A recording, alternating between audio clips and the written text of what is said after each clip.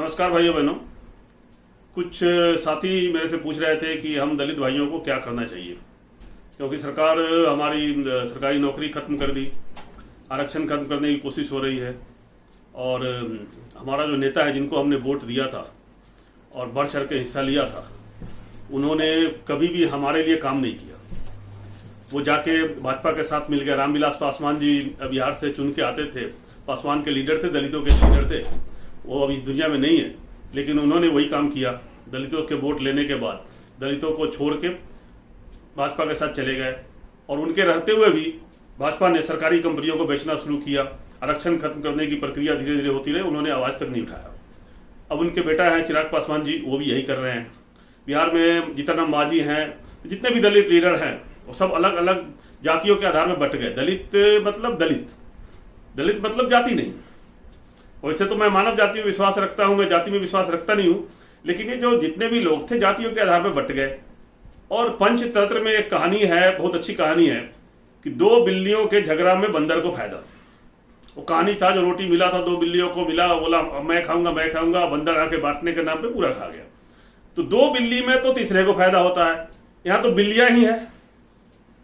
यहां बिहार में 10 पार्टियां हैं, यूपी में कितने पार्टियां हैं। तो आप अगर लीडर बांटोगे, बहुत सारा लीडर बनोगे, तो नुकसान होगा, इसमें बंदर को फायदा होता है। आपने देखा होगा इस चुनाव में भी, जहां पर भी ज्यादा पार्टियां हैं वहां भाजपा को फायदा हुआ है। असम में देखिए कितने पार्टियां हैं, जिसके कारण वोटों का बंटवारा होता है। 1% वोट के कारण कांग्रेस की सरकार नहीं बनी है, मात्र 1% का अंतर है। तो आप सोच सकते हैं कि इतनी पार्टी, अगर उसमें पार्टियां नहीं होती, लिमिटेड होती, तो भाजपा नहीं जीत पाती। बंगाल में क्या हुआ, पार्टियां थी लेकिन पूरे भारत का फोकस बंगाल पे था कि हम भाजपा को नहीं जीतने देंगे, और वही हुआ। सब लोग एकजुट हुए और उनको, कांग्रेस को और लेफ्ट को वोट नहीं दिया गया, बहुत कम, फिर भी उनको वोट मिले 7-8%, उन दोनों ने मिलकर वोट काट लिया, लेकिन जीत हुई ममता बनर्जी की। तो कहने का मतलब है कि वोटों का बंटवारा होता है। आपको जो लीडर ऐसा चुनना है जो सिर्फ आपके लिए काम करे, पढ़े लिखे लीडर चुनिए।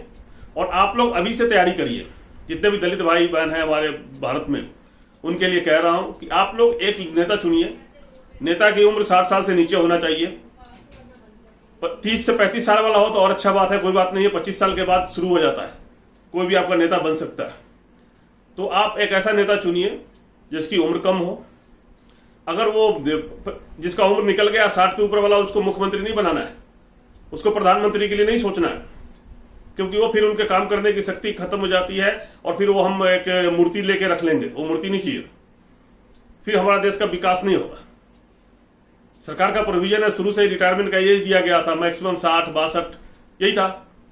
तो रिटायरमेंट की एज के लोगों को नहीं रखना है सरकार में। तो आप सब लोग इकट्ठे, देश के युवा भी बदल रहा है, कई लोगों से बात कर रहे हैं, वो लोग कह रहे हैं कि सर 60 से ऊपर नहीं होना चाहिए उम्र, तो 60 से नीचे वाला ढूंढिए। और यूपी में जितने भी लीडर है, दलित लीडर, आजकल बहुत सारे नाम आ रहे हैं, उसमें किसी एक को चुन लीजिए आप लोग आपस में। कौन नहीं हो सकता, कोई भी हो सकता है। कोई गौतम, कोई अंबेडकर, कोई पासवान, कोई आजाद, कोई हो सकता है। मायावती जी ने अभी अपना उत्तराधिकारी बनाया नहीं, उनकी उम्र निकल गई तो, और वो ऐसे भी उन्होंने कभी साथ नहीं दिया अपने दलित भाइयों का।